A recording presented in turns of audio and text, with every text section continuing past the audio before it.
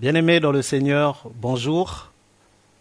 Quel que soit le lieu où vous êtes et quel que soit aussi le moyen que vous utilisez pour nous recevoir chez vous, que ce soit par la radio, par la télé ou via Internet sur nos plateformes, Facebook ou YouTube de l'Église au Standard pour Christ, recevez nos salutations dans le merveilleux nom de notre Seigneur Jésus-Christ. Nous bénissons le Seigneur pour la grâce qu'il nous fait ce jour de pouvoir nous retrouver encore et partager avec vous la parole de Dieu. Et nous bénissons le Seigneur aussi pour la vie de notre Père en Christ, le pasteur Roland Elenga, pour la grâce qu'il nous fait de pouvoir être là à sa place et partager avec vous ces moments. Et nous croyons que en ce jour que le Seigneur nous fera du bien. Sans plus tarder, je voudrais vous inviter à prier avec moi. Excellent Père, nous voulons bénir encore ton saint nom et nous voulons te rendre grâce. Tu es le maître des temps et des circonstances et il t'a plu, Seigneur, de nous réunir encore en ce jour autour de ta parole. Béni sois-tu, ô notre Dieu, pour ces instants. Il est écrit que ta parole est une lampe à nos pieds et une lumière sur notre sentier. Laisse qu'au travers de ta parole, ô Dieu de gloire, que tu viennes encore nous instruire, que tu viennes nous édifier, que tu viennes nous enseigner, nous montrer, ô Dieu de gloire, la conduite à tenir, ô Dieu, afin que sur cette terre, que nous soyons des modèles, ô notre Dieu, et que nos vies soient le reflet de ta gloire. Il est écrit que la foi vient de ce que l'on entend, et ce que l'on entend vient de la parole de Christ. Laisse que la parole de Christ qui sera libérée en ce jour puisse produire dans la vie de chacun d'entre nous une foi ferme, une foi inébranlable pour la seule gloire de ton nom. C'est dans le merveilleux nom de Jésus-Christ que nous avons prié et nous disons Amen. Amen. Amen. Je voudrais sans plus tarder vous inviter à ouvrir vos Bibles avec moi dans la première épître de Paul aux Corinthiens, 1 Corinthiens chapitre 5, et je vais lire pour nous du verset 1er jusqu'au verset 3. La Bible déclare ceci. On entend dire généralement qu'il y a parmi vous de l'impudicité, et une impudicité telle qu'elle ne se rencontre pas même chez les païens. C'est au point que l'un de vous a la femme de son père, et vous êtes enflé d'orgueil, et vous n'avez pas été plutôt dans l'affliction, afin que celui qui a commis cet acte fût ôté du milieu de vous. Pour moi, absent de corps, mais présent d'esprit, j'ai déjà jugé, comme si j'étais présent, celui qui a commis un tel acte. Amen. Bien-aimés dans le Seigneur, la pensée que le Seigneur a mis dans nos cœurs de partager avec vous ce jour, nous l'avons intitulée « Les chrétiens de Corinthe, face B ». Les chrétiens de Corinthe, face B. C'est le thème de notre partage de ce jour. Alors, quelqu'un peut se poser la question de savoir, les chrétiens de Corinthe, oui, mais pourquoi face B? Et pourquoi pas face A? Pour comprendre ce que nous voulons dire par face B, nous pouvons l'illustrer par une pièce de monnaie. Où que vous soyez, vous pouvez prendre une pièce de monnaie, et pour nous qui sommes au Congo, nous pouvons par exemple prendre une pièce de 100 francs CFA. Lorsque vous prenez la pièce de 100 francs, elle a deux facettes, ce que nous appelons généralement pile et face. Et donc, lorsque vous regardez chacune de ces facettes, elle porte des effigies. Des effigies qui généralement sont différentes d'une facette à une autre. Pourtant, il s'agit de la même pièce et elle a la même valeur.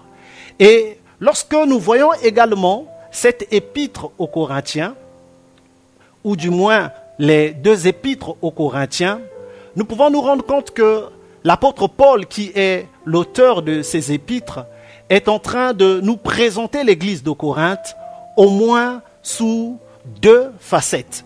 Et l'une de ces facettes nous l'appellerons face A et l'autre, nous l'appellerons face B. Et tout à l'heure, nous allons découvrir c'est quoi la face A des chrétiens de Corinthe et c'est quoi la face B des chrétiens de Corinthe. Alléluia. Alors, de prime abord, il faut savoir que Corinthe était une contrée grecque. C'était au milieu du 1er siècle, une ville commerciale, une ville industrielle qui était très florissante. Et l'apôtre Paul y a séjourné pendant 1 an et demi. Et pendant son séjour dans cette contrée, Paul a évangélisé et a implanté une église. Et cette église, c'était vraiment une église qui avait reçu une grâce particulière. Il y avait des dons spirituels dans cette église. C'était une église pentecôtiste, une église charismatique. Véritablement, il y avait eu une effusion du Saint-Esprit dans cette église de Corinthe. Mais seulement 3 ans après le départ de l'apôtre Paul de Corinthe, pendant qu'il se trouvait à Éphèse, Paul reçoit une lettre dans laquelle on lui décrit certaines difficultés ou certains problèmes qui menaçaient l'église de Corinthe. Et ces vices de Corinthe, nous pouvons les retrouver par exemple dans 1 Corinthiens, le chapitre 1, du verset 10 au verset 14. La Bible nous dit que dans l'église de Corinthe, qu'il y avait des disputes, qu'il y avait des divisions. Et Paul, lorsqu'il écrit aux chrétiens de Corinthe, Paul leur dit qu'on entend dire qu'il y a parmi vous des disputes, qu'il y a parmi vous des divisions. Et c'était au point où les uns disaient « moi je suis de Paul », d'autres « moi je suis d'Apollos », d'autres encore « moi je suis de Céphas », c'est-à-dire Pierre. Et Paul pose la question même aux chrétiens de Corinthe, Christ est-il divisé ? Donc c'était une église où il y avait des disputes, où il y avait des divisions. Et dans 1 Corinthiens chapitre 3, du verset 1er au verset 3, nous voyons que les chrétiens de Corinthe étaient charnels. Ils étaient charnels tout simplement parce que dans l'église de Corinthe, il y avait de la jalousie, il y avait des disputes. Et cela ne s'arrête pas là. Dans 1 Corinthiens chapitre 5 que nous avons lu tout de suite, la Bible nous dit qu'on entend dire généralement qu'il y a parmi vous de l'impudicité et une impudicité telle qu'on n'en trouve pas même chez les païens. On entend dire. Cela revient à dire que l'église de Corinthe avait une certaine renommée. Elle avait une certaine réputation. Mais la réputation de cette église, elle n'était pas bonne. Parce que Paul dit, on entend dire qu'il y a parmi vous de l'impudicité et une impudicité telle qu'on n'en trouve même pas chez les païens. C'est-à-dire que les chrétiens de Corinthe, non seulement qu'ils vivaient dans le péché, non seulement qu'ils étaient dans l'immoralité, mais ils ont surpassé même les païens dans leur impureté, dans leur mauvaise manière de vivre.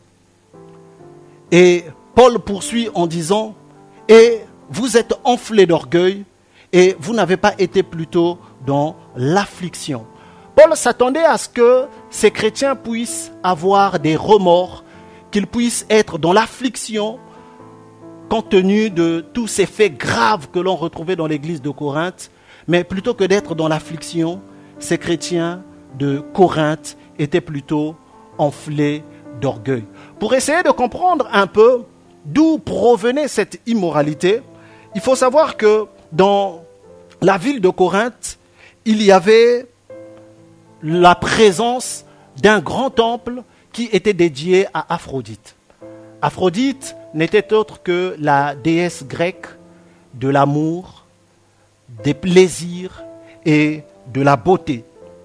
Et sur le site donc du temple d'Aphrodite, il y avait près de 1000 prêtresses. C'est ce que les historiens nous rapportent. Et ces prêtresses étaient des prostituées religieuses qui vivaient et travaillaient sur le site. Et elles descendaient dans la ville de Corinthe le soir pour offrir leurs services aux habitants aux étrangers qui y séjournaient, parce que Corinthe, en tant que ville commerciale, en tant que ville portuaire, était vraiment une ville cosmopolite où il y avait beaucoup d'étrangers qui y séjournaient régulièrement. Et donc toutes les femmes de la cité, du moins du temple d'Aphrodite, sans exception, devaient se soumettre à la prostitution sacrée. Et la prostitution sacrée avait été instituée par le clergé païen pour remplir les caisses de leur temple et financer leur système. Et quelle que soit la somme qui pouvait être offerte à ces prostituées, eh bien, elles ne pouvaient pas refuser. Les prostituées du temple d'Aphrodite ne disaient jamais non à un homme, quelle que soit la somme qui lui était donnée, si infime soit-elle, tout simplement parce que l'on considérait au niveau du temple d'Aphrodite que les sommes qui étaient données à ces prostituées étaient des sommes ou encore de l'argent sacré. Et donc, du fait du culte d'Aphrodite et de la prostitution qui l'accompagnait, et même du point de vue de la moralité païenne de son époque, Corinthe était devenue synonyme de l'immoralité, synonyme de la débauche, au point où l'on a même créé un verbe, le verbe corinthianiser, qui signifie avoir une conduite semblable aux Corinthiens ou encore vivre dans la débauche. Et donc le mode de vie des Corinthiens va entrer dans l'Église au point que l'un de leurs membres, tel qu'elle est rapportée dans le chapitre 5, couchait avec la femme de son père. On entend dire qu'il y a de l'impudicité chez vous, pire que même ce que l'on retrouve chez les païens, au point où l'un de vous a la femme de son père. C'est-à-dire que dans l'église de Corinthe, il y avait un homme qui couchait avec la femme de son père. Et cela était notoirement connu. Et les commentateurs bibliques estiment que si l'on dit que cet homme couchait avec la femme de son père, certainement et très probablement qu'il ne s'agissait pas de sa mère biologique. Sa mère était peut-être morte et que le père s'était remarié. Et cet homme qui était membre de l'église de Corinthe, parce que nous ne sommes pas en train de parler d'un païen, mais nous sommes en train de parler d'une personne qui était membre de l'église de Corinthe, qui était chrétien, eh bien cet homme couchait avec la femme de son père. Eh bien, même un païen, un bon païen, il est difficile aujourd'hui d'avoir un païen qui couche avec la femme de son père. C'est-à-dire que même les païens, parfois, ont des limites. Ils savent qu'il y a un cap qu'ils ne peuvent pas franchir. Mais dans l'église de Corinthe, il y avait un homme qui a surpassé même les païens dans le péché, qui a surpassé même les païens dans leur immoralité sexuelle. Bien-aimés dans le Seigneur, nous vivons aujourd'hui dans un monde où les gens viennent à l'église. Les gens fréquentent des églises. Les gens disent avoir reçu Christ dans leur vie. Mais pourtant, lorsqu'on voit leur mode de vie, lorsqu'on voit leur conduite, lorsqu'on voit leur manière d'être, eh bien, nous pouvons nous rendre compte que leur mode de vie n'est pas le reflet de ce que la Bible nous recommande en tant qu'enfants de Dieu, en tant que croyants. Mais bien au contraire, les gens disent qu'ils sont membres d'une quelconque église, disent qu'ils sont chrétiens, mais continuent de vivre à la manière du monde, continuent de pratiquer le péché. Et le problème de l'église de Corinthe, c'est que cet homme qui était notoirement connu pour vivre dans l'immoralité sexuelle avec la femme de son père, plutôt que de le réprimander, plutôt que de le mettre sous discipline, l'Église a été laxiste vis-à-vis de ce péché. L'Église a été tolérante vis-à-vis de ce péché.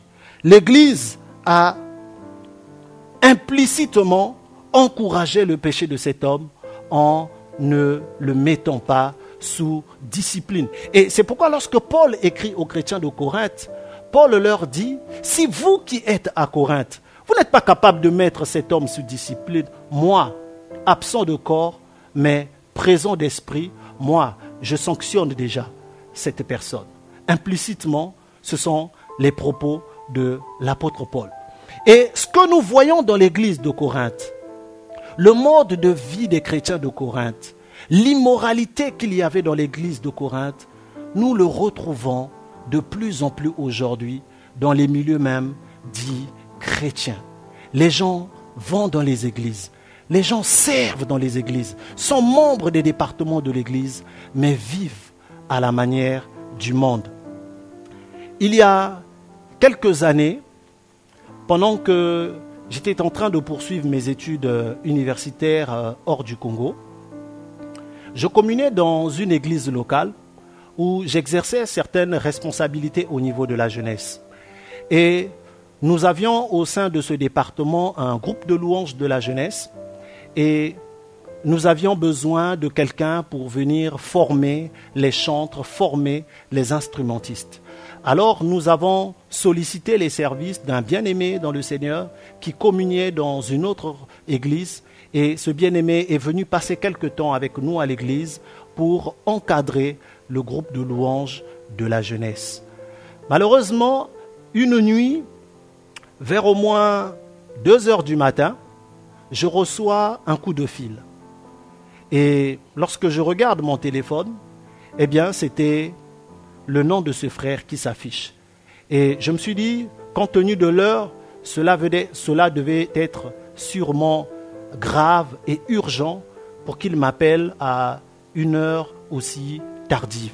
Et donc, lorsque j'ai décroché l'appel, le frère me dit, frère Chancel, vraiment j'ai quelque chose à te dire, mais avant tout, s'il te plaît, ce que je vais dire, ne dis rien au pasteur. Garde ça pour toi, s'il te plaît. En tout cas, vraiment, il m'a supplié et je me suis posé la question de savoir pourquoi est-ce qu'avant de s'exprimer, il ne voulait pas que le pasteur soit informé de ce qu'il voulait me dire. Alors le frère me cite le nom d'une sœur qui était membre de ce groupe de louanges de la jeunesse et il me dit, la sœur Untel, présentement, est chez moi ici à la maison. Et là, il est 2 heures du matin. Il me dit que la sœur est chez lui, ce frère était célibataire, cette sœur aussi était célibataire, et il me dit que la sœur, à 2 heures du matin, est chez lui, et la sœur avait de manifestations d'esprit impur. Et il a paniqué, il ne savait pas comment faire pour s'en sortir, alors il m'appelle vers 2 heures du matin pour que j'aille et que je prie pour cette sœur. Alors je lui ai posé la question de savoir, mais dis-moi frère, comment peux-tu expliquer qu'à une heure aussi tardive, qu'une sœur se retrouve chez toi? Et là le frère me dit, bon, j'étais en train de donner à la sœur des cours de piano et nous avions commencé à répéter depuis au moins 14 heures et c'est à partir de 18 heures que la sœur a commencé à faire des manifestations démoniaques et au départ, j'ai cru que je pouvais prier, mais après, je me suis rendu compte que je n'arrivais pas et raison pour laquelle je t'appelle. Je lui ai dit, frère, la sœur est arrivée chez toi à 14 heures et tu dis qu'elle a commencé à faire des manifestations depuis 18 heures. Alors, pourquoi depuis 18 heures, tu ne m'as pas appelé et tu ne m'appelles qu'à 2 heures du matin? Je lui ai dit d'abord, premièrement, je ne peux pas venir chez lui. Déjà, compte tenu du contexte, je ne pouvais pas venir chez lui seul et que je ne pouvais non plus garder une chose aussi grave pour moi seul. Il fallait nécessairement que j'en parle au pasteur principal de l'église. Et c'est ce que j'ai eu à faire. Et le lendemain matin, avec le pasteur principal de l'église, nous nous sommes rendus au domicile du frère pour aller nous enquérir de la situation et ses bien-aimés ont été mis sous discipline. Cette illustration que je suis en train de donner est un exemple parmi tant d'autres. Nous nous retrouvons aujourd'hui avec des cas de figure similaires dans plusieurs milieux chrétiens. Les gens vont à l'église, les gens servent dans l'église, mais à l'insu du pasteur, à l'insu des responsables, les gens ont une autre vie qu'ils mènent. Lorsqu'on se retrouve entre les quatre murs de l'église, tout le monde est saint, tout le monde est pieux. Mais tout de suite, après le culte, les gens ont une autre vie qu'ils mènent. Les gens ont une double vie. Et c'était le cas de ce frère, de cette sœur dont je viens de parler, mais c'est aussi le cas de plusieurs personnes. Et ce jour-là, j'ai refusé d'encourager ce péché. J'ai refusé de tolérer ce péché. Bien-aimés dans le Seigneur, quelles que soient les affinités, quelle que soit la proximité que nous pouvons avoir les uns avec les autres, nous ne devons pas faire comme les chrétiens de Corinthe l'ont fait en étant laxistes, en tolérant ce péché, en tolérant cette immoralité sexuelle, mais nous devons au contraire les condamner, bien-aimés.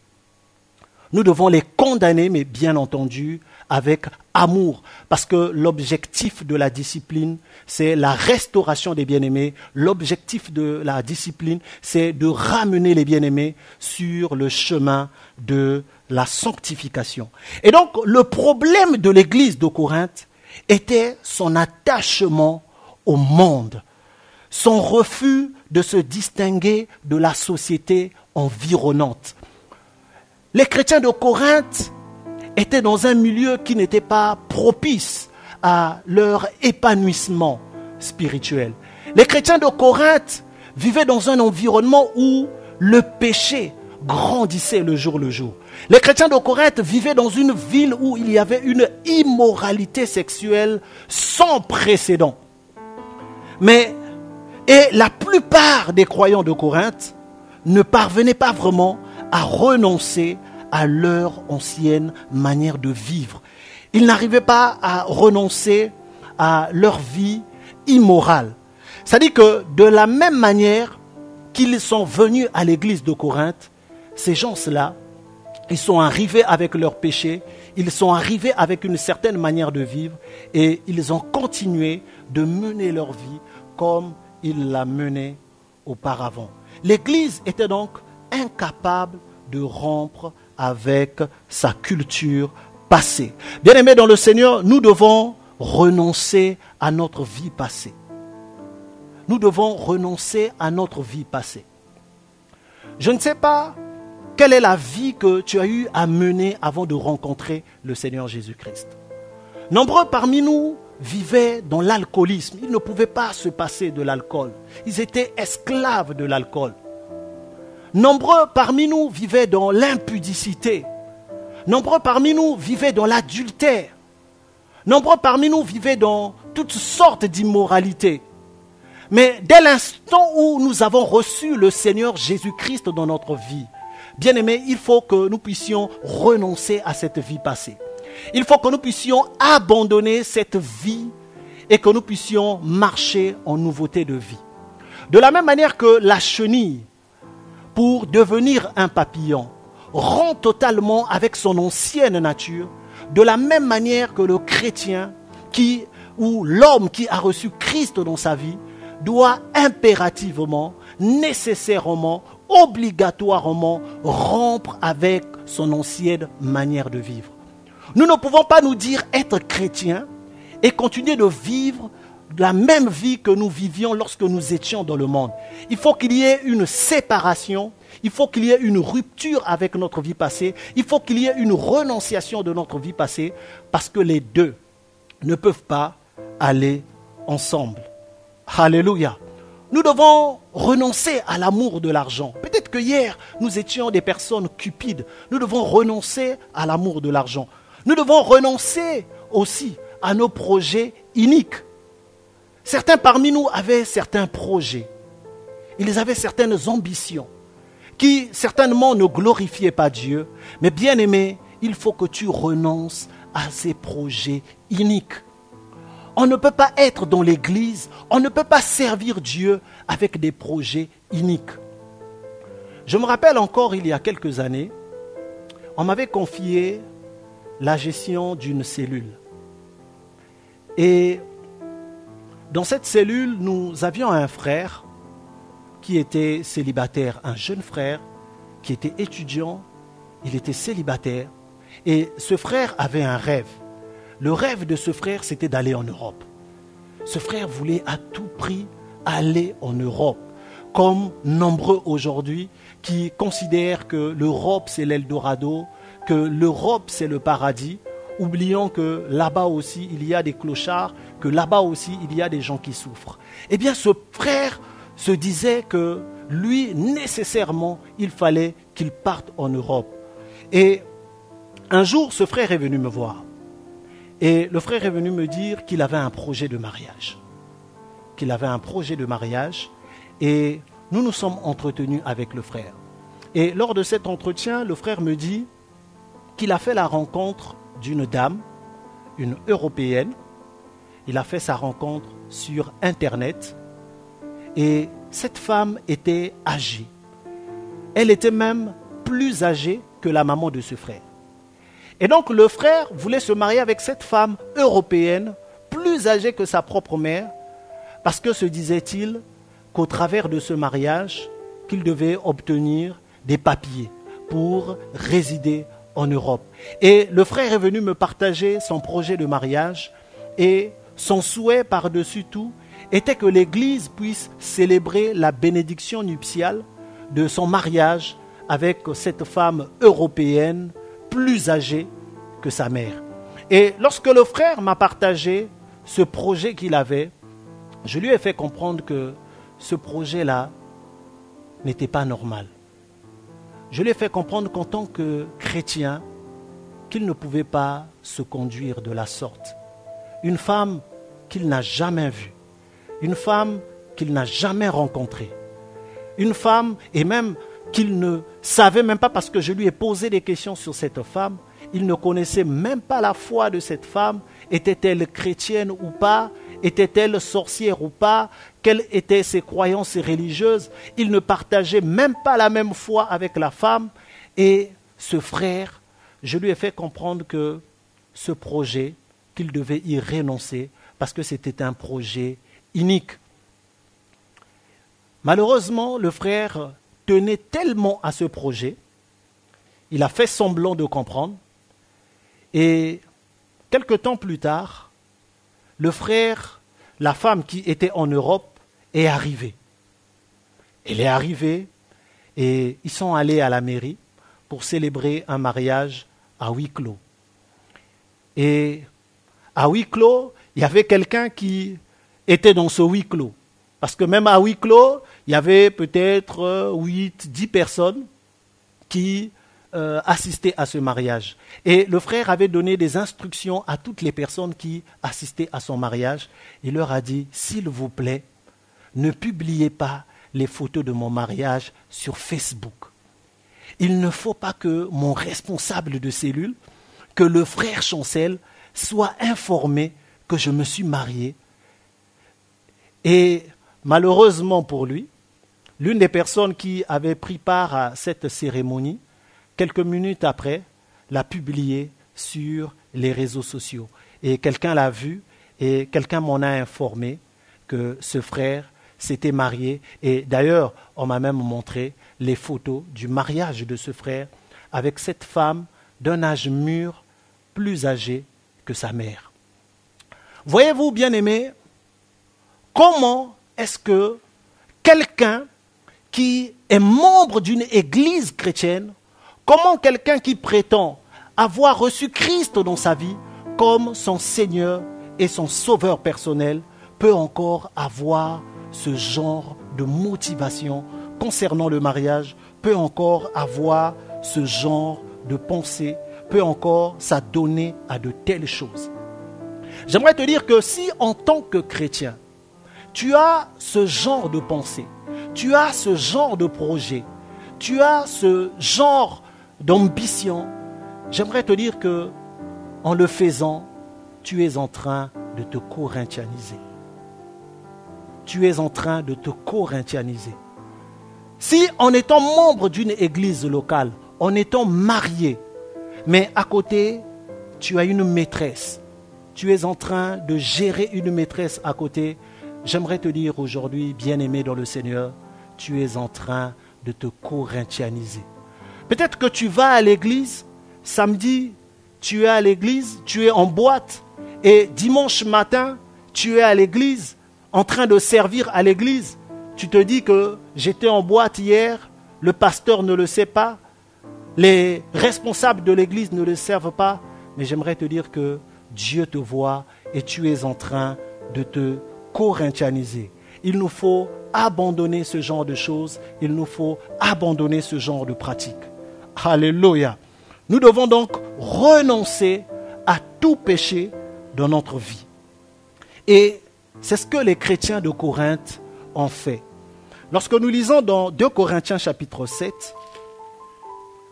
2 Corinthiens chapitre 7, nous voyons quelle a été la réaction des chrétiens de Corinthe par rapport à la lettre que l'apôtre Paul avait envoyée. Dans 2 Corinthiens chapitre 7, du verset 8 au verset 10, la Bible déclare ceci.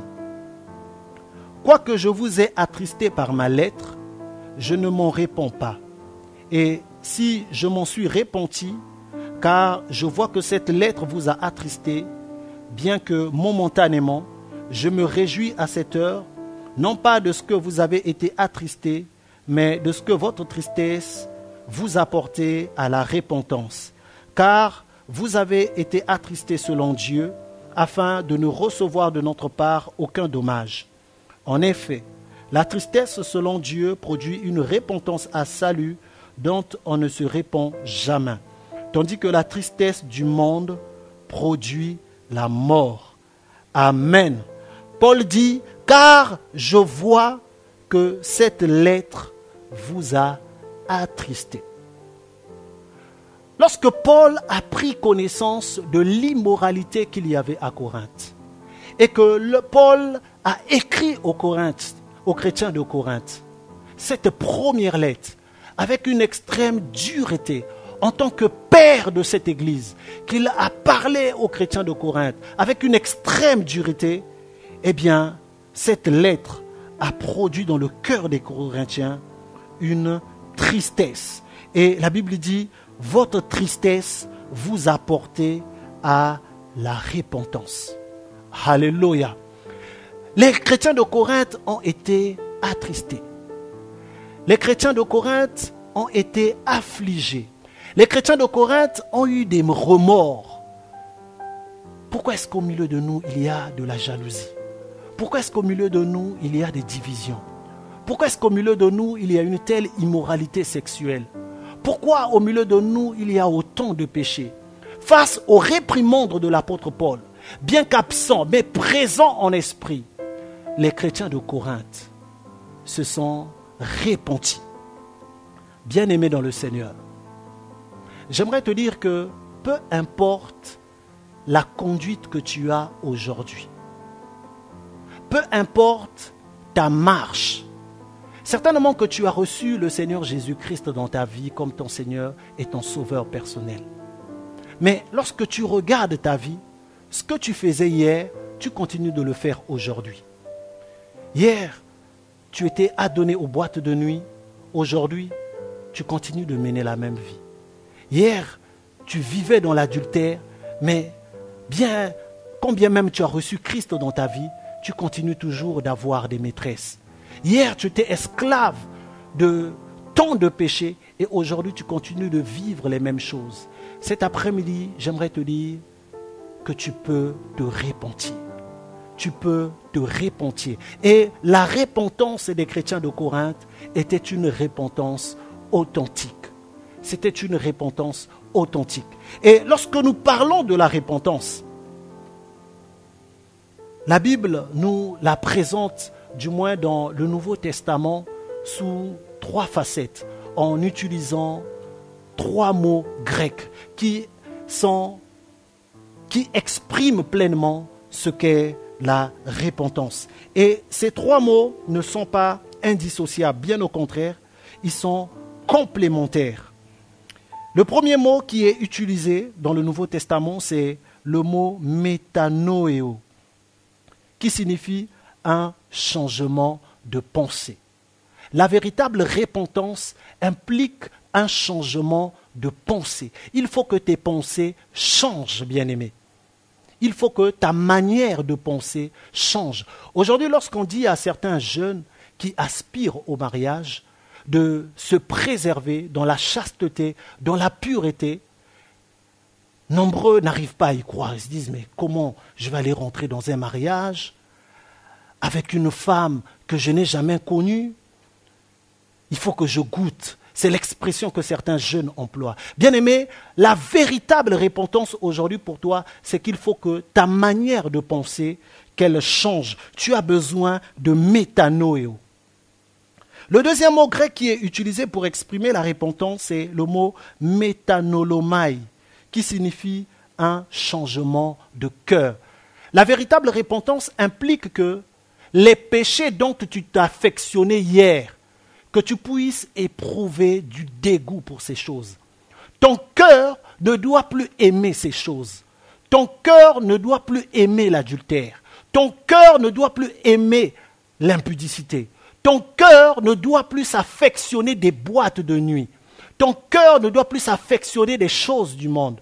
Mais ton cœur, au contraire, doit éprouver du dégoût pour ces choses. Ton cœur, au contraire, doit aimer la sainteté, doit aimer la pureté. La véritable repentance implique un changement de cœur. Et le troisième mot qui est utilisé, c'est le mot métanoïa, qui signifie un changement de mode de vie. La véritable repentance implique un changement de mode de vie. Tu ne peux pas continuer à vivre ta vie en étant chrétien, la même vie que tu vivais hier. Il faut qu'il y ait un changement. La Bible déclare dans 2 Corinthiens chapitre 5, le verset 17, que si quelqu'un est en Christ, il est une nouvelle créature.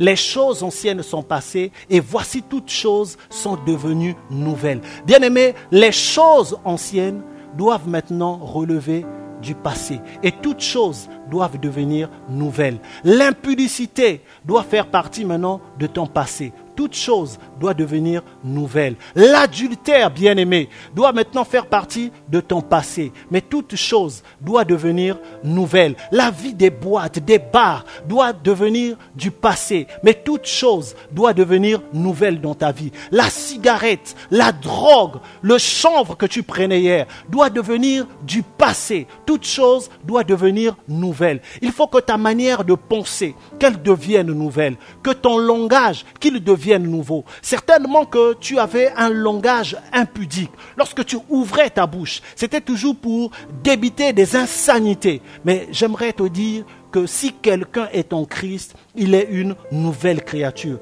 Toutes ces choses doivent relever du passé et tout doit devenir nouveau dans ta vie. Alléluia. Bien-aimé dans le Seigneur.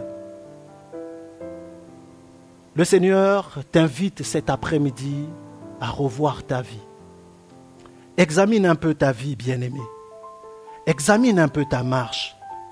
C'est vrai que tu as reçu le Seigneur Jésus-Christ dans ta vie. En ce jour, nous sommes en train de parler à l'Église. Nous ne sommes pas en train de nous adresser aux païens, mais nous sommes en train de parler à l'Église, à ceux-là qui confessent le Seigneur Jésus-Christ. Bien-aimé dans le Seigneur, peut-être que tu sers le Seigneur, peut-être que tu es membre d'une église, mais cependant, quelle est ta marche, bien-aimé? Est-ce que tu te conformes à la parole de Dieu ou à l'immoralité de ton environnement? Es-tu en train de te sanctifier chaque jour un peu plus ou de te corinthianiser? J'aimerais te dire que notre Seigneur Jésus revient. Il revient chercher son Église, mais il revient chercher une Église sainte, une Église sans tache ni ride, une Église glorieuse. Et le désir de Dieu est que tu fasses partie de cette Église glorieuse, de cette Église sainte qu'il va venir chercher. Est-ce que tu peux examiner ta vie ce matin? Examine ta vie en ce jour, bien-aimé. Examine ta vie en ce jour. Et là où tu es, tu peux te repentir. Tu peux te repentir. Tu peux te repentir. Commence à parler à Dieu. Commence à parler à Dieu. Il a dit, celui qui cache ses fautes ne prospère point, mais que celui qui les avoue et les délaisse obtient miséricorde. J'aimerais te dire que en ce jour, si tu confesses tes péchés et si tu prends la résolution de les délaisser, la miséricorde de Dieu sera ton partage. Alors si là où tu es, tu as été touché par cette parole, si là où tu es, tu t'es reconnu dans cette parole et qu'à un moment donné, tu réalises qu'en tant que chrétien, que ta manière de te conduire, que ton mode de vie ne glorifie pas le Seigneur et que tu désires te repentir, bien-aimé, j'aimerais t'accompagner. J'aimerais simplement que cet après-midi, qu'en ce jour, que tu puisses, oh bien-aimé encore, parler au Seigneur. Est-ce que tu peux prier avec moi? Seigneur Jésus, j'ai entendu ta parole. Seigneur, je réalise que j'ai marché selon les penchants de mon cœur. J'ai marché selon mes désirs personnels. Tout en étant dans l'église, j'ai eu un pied dans l'église, mais j'ai aussi eu un pied dans le monde. Je m'affectionne des choses de Dieu, mais je m'affectionne aussi des choses du monde. Je n'ai pas été vrai. J'ai eu un visage à l'église, mais j'en ai eu un autre aussi, hors de l'église. Seigneur, je viens à toi tel que je suis. Pardonne-moi, ô Dieu. Pardonne-moi, Seigneur. Tu es le divin potier et je suis de l'argile entre tes mains. C'est toi qui me façonnes, c'est toi qui me tailles et c'est toi qui me donnes la forme qu'il convient. Seigneur, ô Dieu de gloire, façonne ma vie, taille-moi, Seigneur, lave-moi, ô Dieu de gloire, au moyen de ton sang, restaure ma vie, ô Dieu de gloire. Donne-moi, ô Dieu de gloire, un cœur nouveau. Tu as promis ôter les cœurs de pierre et nous donner des cœurs de chair. Seigneur, donne-moi en ce jour un cœur nouveau. Donne-moi un cœur qui a horreur du péché. Donne-moi un cœur qui éprouve du dégoût pour le péché, mais donne-moi, Seigneur, un cœur qui s'affectionne de la sainteté, un cœur qui s'affectionne de la vérité, un cœur qui s'affectionne, ô Dieu, de la pureté, afin que je fasse partie de cette église glorieuse que tu viens chercher. Merci de restaurer dans ma vie. Merci pour ce nouveau départ que tu me donnes, ô Dieu. Merci pour le Saint-Esprit qui me fortifie et qui m'aide à marcher en nouveauté de vie. Béni sois-tu, ô Dieu, en ce jour. Que la gloire et l'honneur te soient rendus au nom de Jésus-Christ. Amen. Amen. Bien-aimés, là où vous êtes, je voudrais à présent vous inviter à passer à ces temps de Sainte Seine avec nous. Certainement que là où vous êtes chez vous à la maison, vous avez préparé votre table. Nous voulons passer à notre table de la Sainte Seine.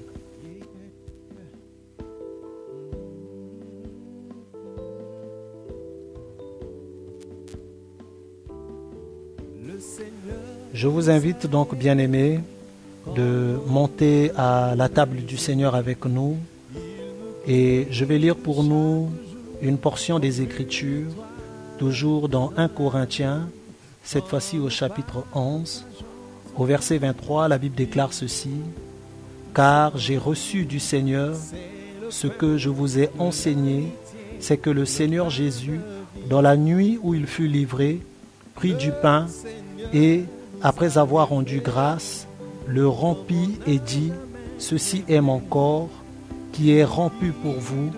Faites ceci en mémoire de moi. » Je vous invite donc, là où vous êtes dans vos maisons, de prendre vos pains et nous allons prier le Seigneur. Père, c'est avec action de grâce que nous prenons ce pain, symbole de ton corps, ô Dieu, qui a été meurtri pour nous. Bénis ce pain, Sanctifie-le, ô Dieu, au nom de Jésus-Christ. Nous pouvons prendre notre part.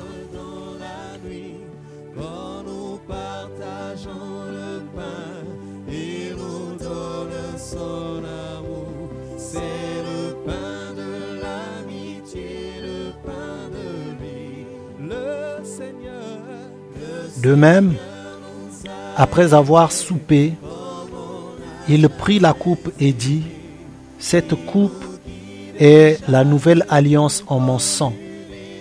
Faites ceci en mémoire de moi toutes les fois que vous en boirez. » Je vous invite donc de soulever votre coupe avec moi.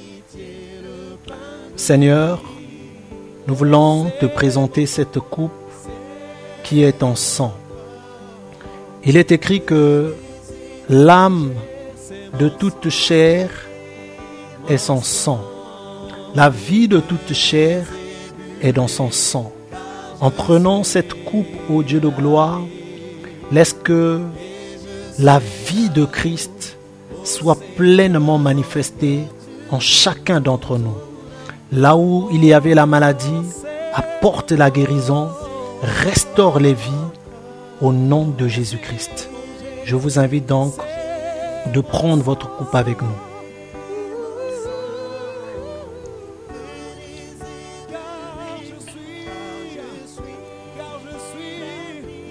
Gloire à Dieu.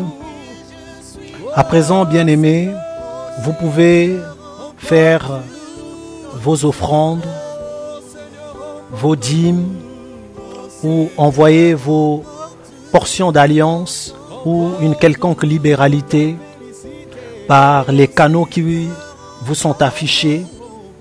Et pour ceux qui nous suivent à la radio, vous pouvez les envoyer au numéro que je vais vous communiquer, le 05 000 0017.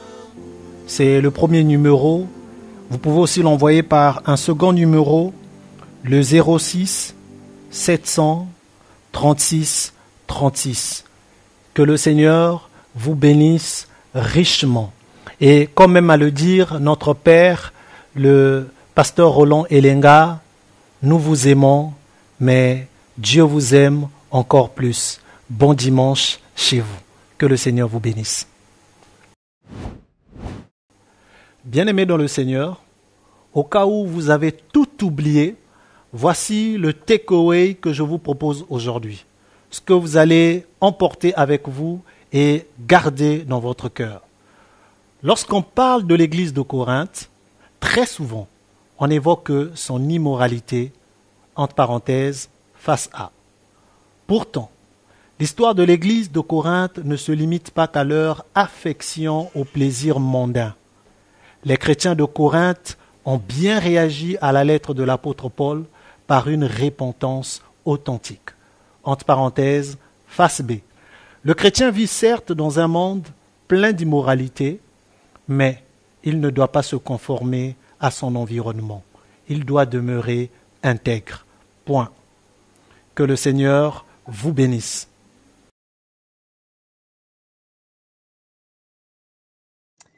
Bonjour peuple de Dieu, grande est notre joie de vous savoir de plus en plus nombreux connectés sur toutes les plateformes de l'Église au standard pour Christ. Nous sommes une Église passionnée par un rêve, portée très haut et très loin, le nom de Jésus-Christ. De suite, les annonces de ce dimanche 14 juin 2020. La coordination principale nous rappelle la reprise de nos cultes de famille à domicile tous les mardis et jeudis de 18h30 à 20h. Une orientation de prière qui accompagnera ces moments nous sera donnée via les réseaux sociaux, WhatsApp et Facebook, tous les mardis et jeudis matin. Le département de l'étude biblique rappelle à tous les bien-aimés que dans le cadre de notre challenge lecture de la Bible, nous lisons 2 chapitres par jour et le lendemain est réservé à la méditation et au partage des chapitres déjà lus.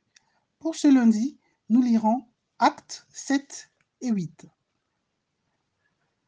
Dans le cadre de notre responsabilité sociale et sociétale, nous vous rappelons de respecter les règles d'hygiène contre le Covid-19 et vous prions de continuer de faire preuve de vigilance en respectant les mesures barrières.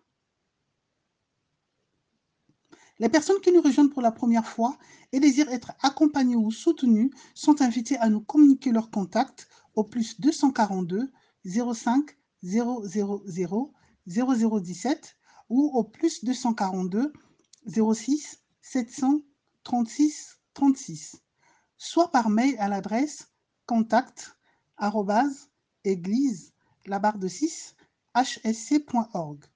Vous avez aussi la possibilité de le faire directement en live via les réseaux sociaux sur notre page Facebook ou notre plateforme YouTube à l'adresse Au Standard pour Christ. Nous vous remercions pour votre aimable attention. Par ma voix, l'Église Au Standard pour Christ vous souhaite un très bon dimanche.